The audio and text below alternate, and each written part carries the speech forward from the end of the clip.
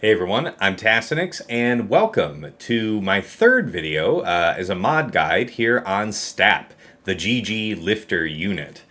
Without further ado, I'd like to jump right into General Grievous's leadership to explain, the environment that we're operating in, and then we'll move right into the character.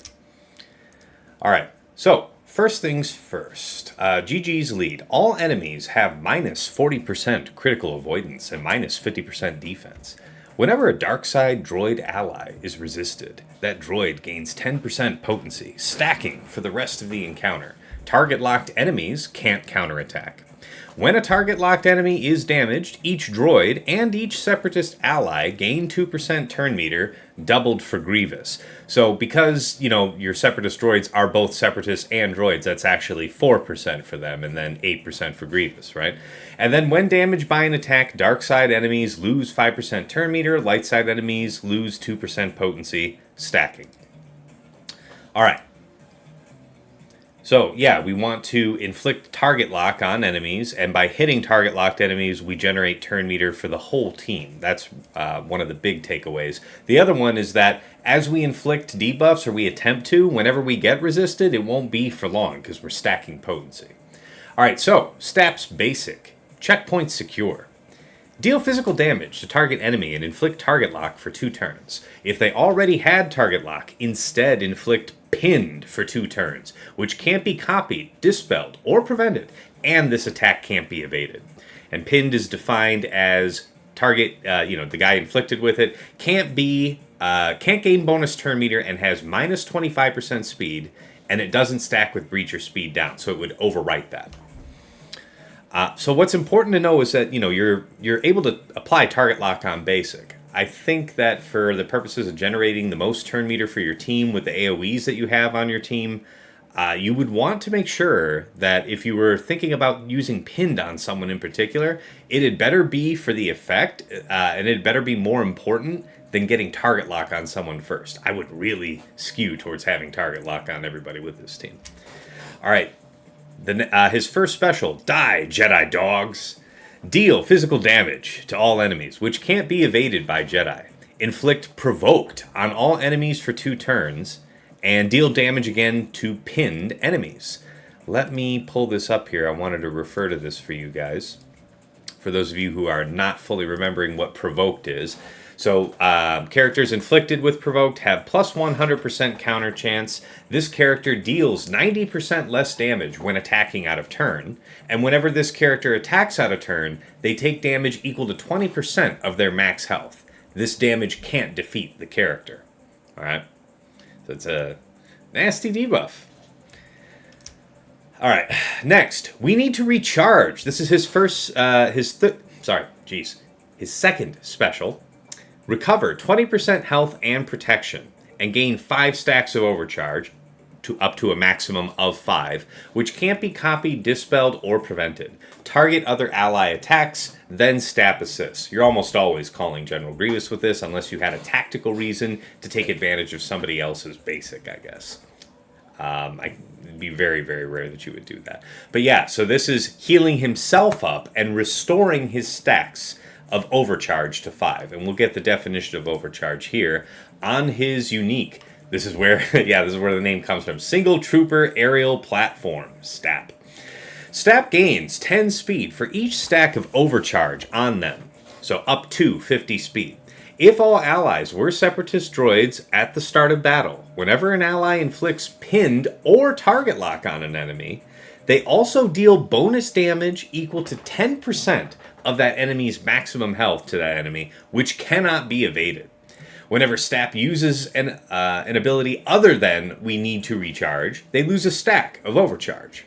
Whenever STAP or an allied separatist droid tank takes true damage from an enemy, all separatist allies lose 15% turn meter. Limit once per enemy per turn. So this last clause sounds really bad, but again, we want to reconsider, we're using this we're talking about, a GAC-focused YouTube channel, all that sort of thing, so I'm thinking about it from this point of view. While in Grand Arenas, and all allies are separatist droids, STAP gains a bonus turn at the start of battle, and an additional bonus turn whenever an enemy takes their first turn. When STAP gains overcharge, all allies gain 20% max health. Stacking persists through defeat, so if they're revived, they come back with that max health in place and for the rest of the battle, and then they recover 10% health and protection. All right, so we want to stop and think about this. This Omicron is really super important. Now, there is a STAP Omicron or Datacron right now that's in play. It's absolutely incredible. It does take the team to new heights. But even if this Cron weren't around, this Omicron would be super important. Because not only does he get to take the first turn in the battle, right? There's very few bonus turn characters in the game. So he would be able to, for most matchups here, be the first character that goes. And then after every enemy character goes the first time, he gets a bonus turn. A lot of opportunity to cycle and stack. And note that it says that all allies, whenever he uses his second special, that is the overcharge gain, whenever he's gaining overcharge, all allies, himself included, gain 20% max health, stacking. All right? That's important to remember. So, let's see. As far as team compositions go, I might highlight that in other videos.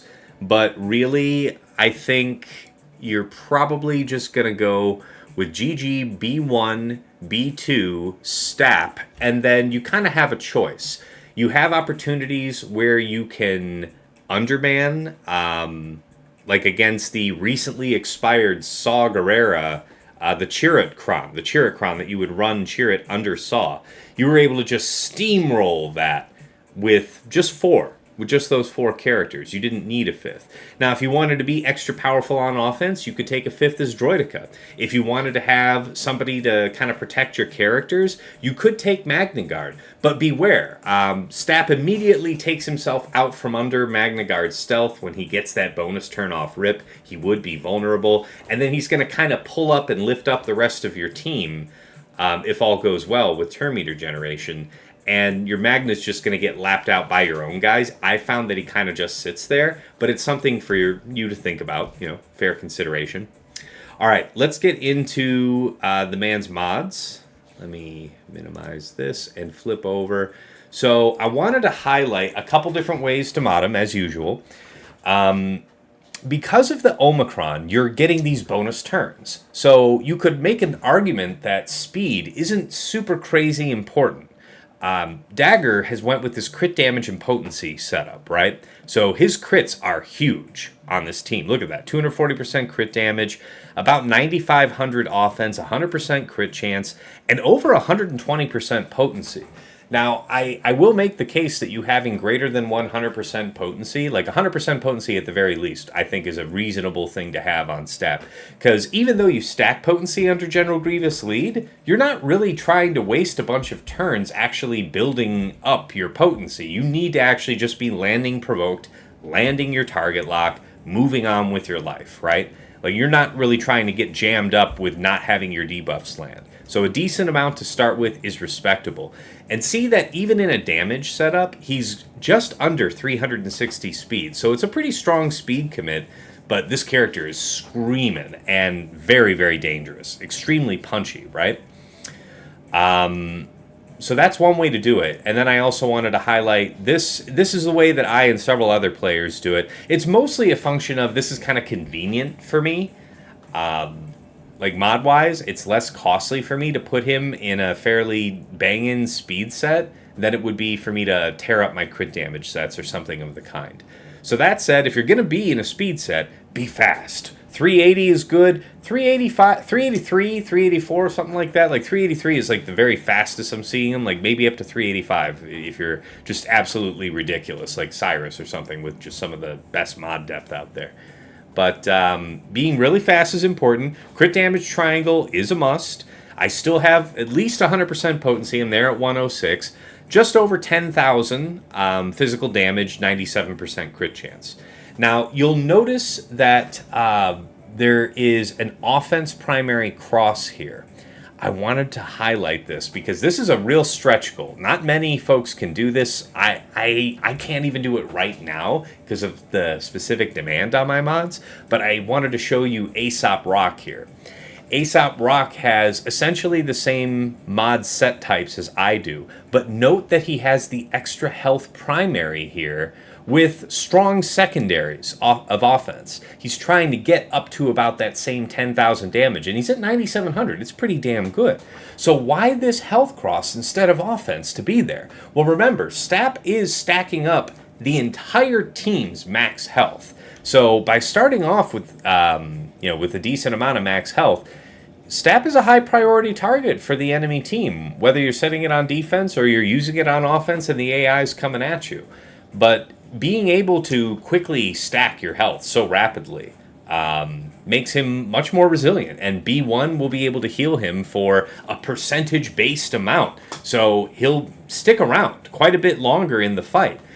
I would say that if I had to choose, I mean, I'd really try and build up a health primary. Whichever sets you choose to go, a health primary with a decent amount of speed and percent offense is definitely the most optimized choice for this character. But if you're a little more strapped on those primaries like me, your health circle is fine, offense cross is fine, crit damage triangle, and speed arrow. You'll be okay.